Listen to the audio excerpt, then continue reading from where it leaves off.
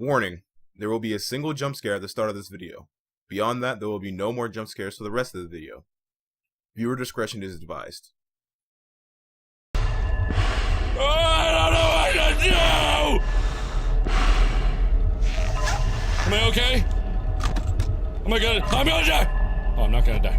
Where's Chica? I still haven't found Chica! Wind. Ah!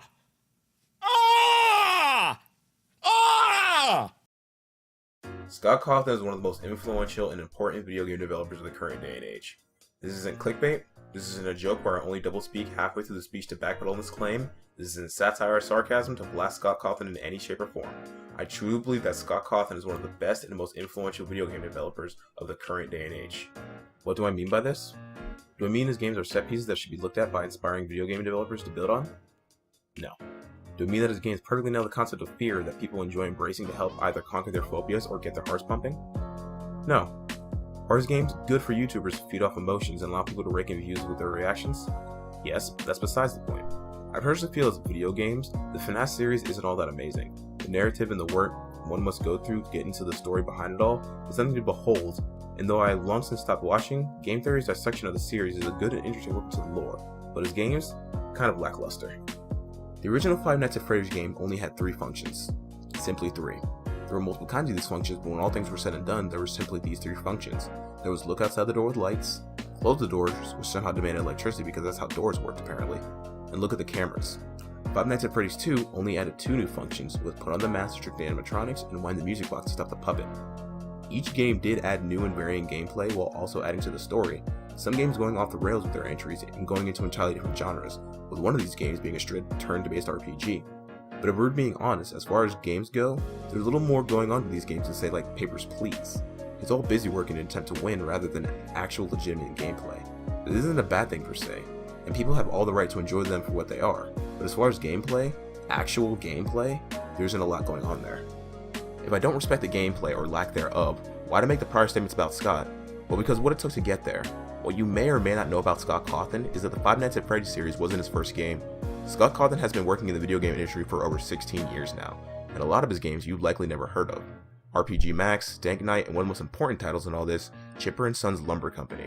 With the advent of Steam being far more open to indie video games in the past few years, Scott went about putting some of his games into the platform to less than stellar reviews.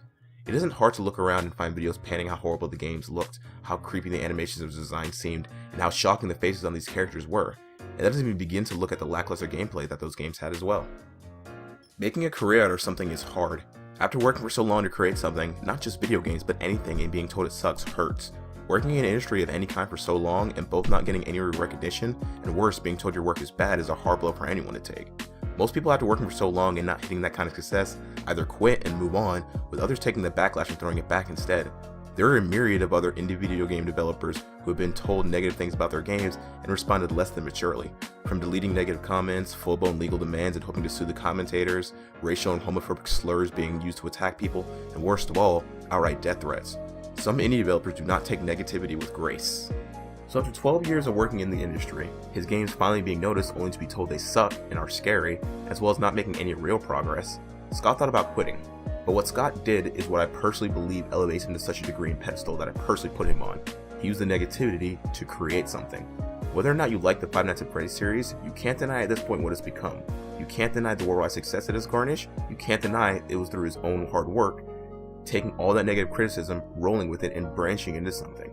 Taking criticism, both positive and negative, is hard. It's even harder taking the negative and making it into something. He took all the hate over his animations and work and turned it into the phenom we know and love and or hate today. Scott Cawthon's rise to video game stardom is a lesson not only inspiring video game developers can learn from, but anyone for that matter who truly has a passion and a career. Through hard work and dedication, and a little bit of luck of course, you can take your skill, or perhaps lack thereof in some faster form, and turn it into something.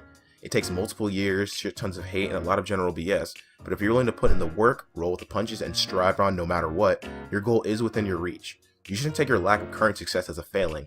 Don't forget to see how far you've come and only think about how far you have left. The only deciding factor is you. And with that, this is the That's Okay guy, signing off. Oh, one side note before I go. That "don't forget to see how far you've come" quote isn't from me. I'm not even half that talented to think of something like that. However, the creator of the webcomic Let's Play is, so you should go check that out if you want. Yeah.